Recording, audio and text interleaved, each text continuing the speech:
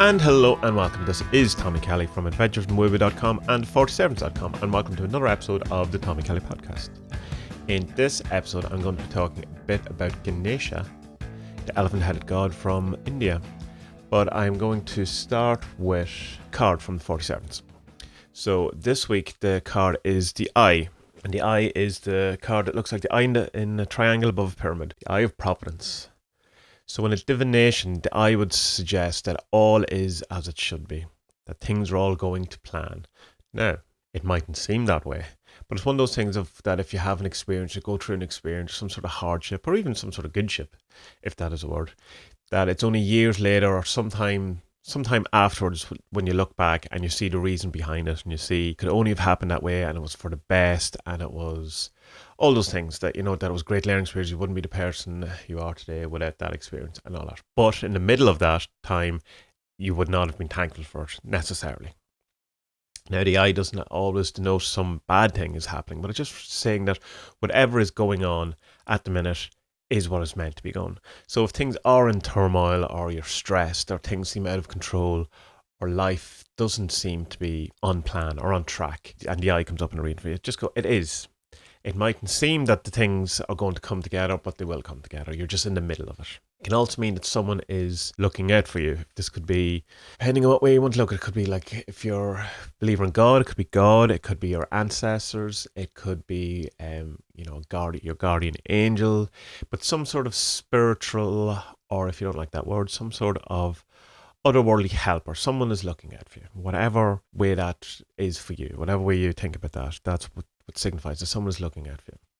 It's also a sign that the divine plan in all things. Now, people don't like these words, and I wouldn't be a huge fan of them myself necessarily, but in proper context, understand, like divine plan on a macrocosmic scale, there may or may not be. I don't know. It depends on the day you ask me. There's some sort of divine plan, that there's some way that things are going. So again, it's an acknowledgement that even though it doesn't seem like it, maybe like the world, it may seem like it's in a really bad place. And in many ways it is, but it's also in many ways it's really good. But so let's say that there is a divine destiny for humanity or the earth, or some sort of fate or plan.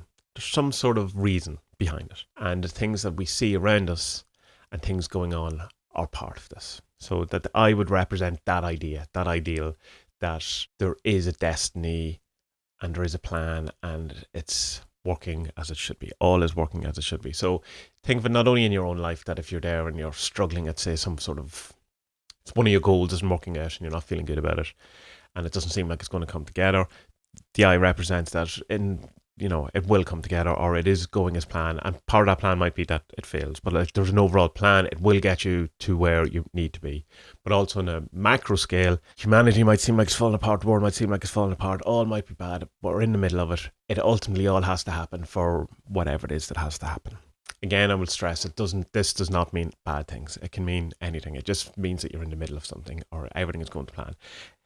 Depending on the cards, it could be a complete, everything is going great, everything's happening. If you got that, say, with the Fortunate and the Sun, it would be definitely a good omen that everything is brilliant, everything is happy. So, stressing again, third time, not a sign of something bad, just a sign that you won't know what the full ramifications of all this is for some time, possibly. From a magic point of view, this card is similar to the Contemplator in that it's a connection card. The Contemplator connects us to the subconscious, the microcosm of ourselves, the small, the inner, like it's still a connection to stuff that we don't have access to, but it's in your subconscious, your things, like your memory, your history, your mind. Whereas the Eye is the connector to superconscious, or big mind, or consciousness in the big sense of overall consciousness. Not just human consciousness, but consciousness of all, the consciousness of the universe, the consciousness that exists in all things. So this could be useful in past lives, Akashic records, if that idea is something you're aware of. Big things, history of the world, all knowledge of the universe, all big things, big consciousness, big ideas, the big picture of consciousness. It can be used to connect you to any sort of spirit or divine presence that you may want or desire in your life to get a bit more of that super consciousness. So to bring the macrocosm down to the microcosm. And it can be used to align your life into sync with, again, we say, like, if we call it the plan or the destiny or whatever, to align yourself to the bigger picture, Not just to have yourself aligned with, your picture or your plan or whatever, but to encompass the entirety of the plan or the destiny. These words are very bad words because they've been used for other things, and the kind of association of things. When you say divine plan, it's like, for me, as coming from a Catholic point of view, a divine plan usually means God wants you to suffer and feel bad for some reason. But we're not talking about just a combined destiny of, say, humanity or the universe or whatever it is, to align yourself in that. So it's very useful, could be easily overlooked, very powerful card, especially this connection to superconscious, to big mind. So in a sense, kind of, if you want to go with a triplet sort of connection, you would have the contemplator, the master, and the I would all have similar things, that it's connecting to different aspects of yourself. So the master is the completed self, the perfected self, the person you become when you do all the things, when you learn all the things, when you've gone through all the things. The contemplator is your subconscious, all the things that are there within you that you may have forgotten, but it's your record, the things that have been recorded that you've done. And then the I is the superconscious, the big mind, overall, the big collective, the Borg, if you will. So that's the I. I hope that is helpful to you. So the next thing I want to talk about is Ganesha. Ganapataye or Vinayaka. I think I'm pronouncing them right. I don't know. I've only ever read them. So, Ganapataye I've heard. Vinayaka, Vinayaka. I first probably came across Ganesha in The Simpsons, like most people. Although I'm sure I probably have been I've always kind of been aware of an elephant-headed god. But he's in a couple of episodes of The Simpsons. Apu's wedding, where Homer dressed up as Ganesh. And he also is in one where Apu has an altar to Ganesha in the store. So then, after that, I would have heard him mention, Lon Milo the Ket does a lecture series, a video lecture series called Sexual Alchemy and the Thoth Tarot. And towards the end of it, I think it's just like a general Q&A. It's been a while since I've watched it, so I could be wrong. But he talks about Ganesha in that, and he speaks very highly of him and how Ganesha seems to like magicians, and that seems to be very true. Ganesha does seem very much to work well with magicians. Magicians seems to like him, and everyone seems to be very happy in that relationship to work together. Say Alan Chapman, who wrote Advanced Magic for Beginners and Baptist Head podcast and website, and he has wrote a number of books with Duncan Barford, who also was a Baptist Head. He talks about experiences with Ganesha as well, and a number of times in his writings. And one of them that I may be misremembering, but it's how I remember it, is he was in India at a Ganesha temple, and was, talking to praying or whatever it was he was doing at a statue of Ganesha, and he walked away, but he kind of felt that something just wasn't complete. And earlier in the day, someone had given him an orange. Perhaps it was a half-peeled orange, who knows. And once he went back and gave it to the statue, then it felt like a completion or whatever. Which is an interesting story. He too speaks highly of Ganesha, as does Gordon White from Rune Super, who's a post on Ganesha and how to use him as the remover of obstacles or as a road opener. And in a sense, Ganesha is very much an influence on the road opener in the 40 Servants. So the thing Ganesha would be most known for is this removing of obstacles. Originally, Ganesha, it is said, is the god who put all the obstacles in our way. So that's why he's so good at removing them, because he knows where they are and he has put them. But that's not always mentioned, but it's just more known, famed for this removing of obstacles. So who is Ganesha and where did he come from? Well, Ganesha's parents are Shiva and Parvati. And the story goes that Shiva was off doing whatever Shiva does. And Parvati decided that she would make a clay boy, a boy out of clay. And so she did. She fashioned this boy out of clay, and he became alive, because that's how this goes. And because he was made of clay, she decided that because she was all dirty, that she would have a bath. And she asked Ganesha to guard the door, guard the house, guard the bath while she was bathing. So obviously Ganesha had never met Shiva. So when Shiva came up and said, "You can't come into this house, I'm guarding here," Shiva cuts his head off and kills him. So bad first day for Ganesha. Then Parvati comes out and, gives out to Shiva for, killing his son, basically, who was just doing the job he was asked to do. And obviously Shiva feels very bad. So he goes off, and depending on the story, he goes off himself and finds the head of an elephant. Or he directs people to go off and find the head of the first living thing they find. or similar things. But whatever happens, he goes off, and an elephant is killed, and the head is removed, and then put on the head of this clay boy, and it becomes Ganesha. So Ganesha is the son of Shiva and Parvati.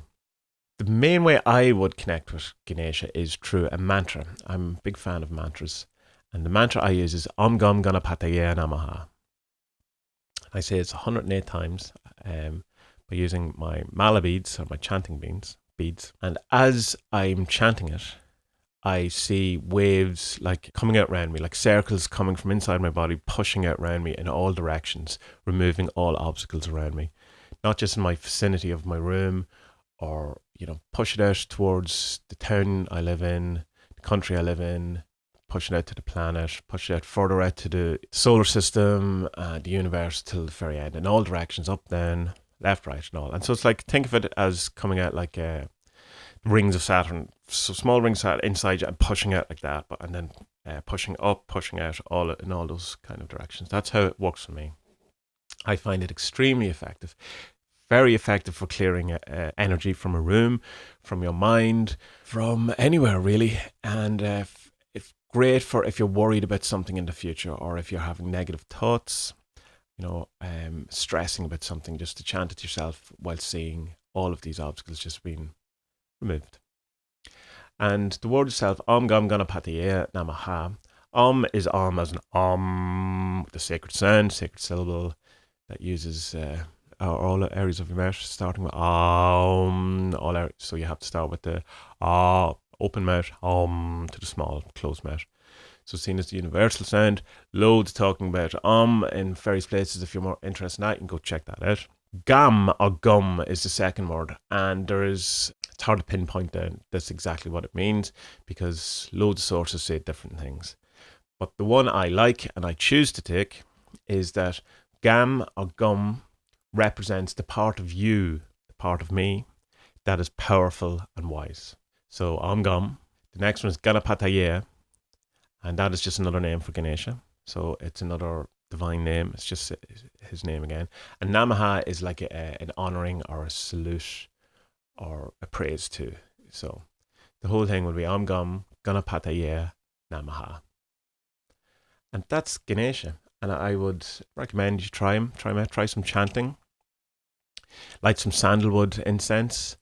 He's a huge fan of anything sweet, so all offerings of any sort of sweets. There was a big thing going on a few years ago where milk would come out of the statues, and there's lots of reports of that, so you can check that out on Google. There's some good images and stuff of that. And again, he seems to be very fond of magicians, so he's not one of those gods that you have to petition or work towards, or ingratiate yourself towards, or thing. He's there, he's happy, he's cool, he's chilled out. He's a very approachable god. So start with the chanting, get a wee statue of him, give him some sweets. Ian Cat Vincent has reliably informed me that he's been told that Ganesha is a huge fan of Maltesers. So if you know of that chocolate, I'm not sure if that's a worldwide sensation, Maltesers, but it's like a honeycomb with chocolate around it. And yeah, check him out and see how you get on with him. So that's the end of this podcast. If you want to know more about what I think, then you can check out adventuresinwoowoo.com. If you want to know more about the 40 Servants deck and magical system, you can go to the40servants.com. If you would like to sign up to the newsletter, you can by going to the site, and it's the Gospel According to Woo. It goes out every Tuesday, and there's extra content in it that isn't on the blog. Blog updates on a Thursday. YouTube videos go out on Wednesday and Saturdays. Friday is the Weekly Woo, which is a links compilation of interesting occult science woo-woo links and videos and books and podcasts, and so it can be quite interesting. So yeah, like, share the podcast, and anything else you can do to get the word out on the street would be much appreciated. And I will talk to you all next week. Have a good week.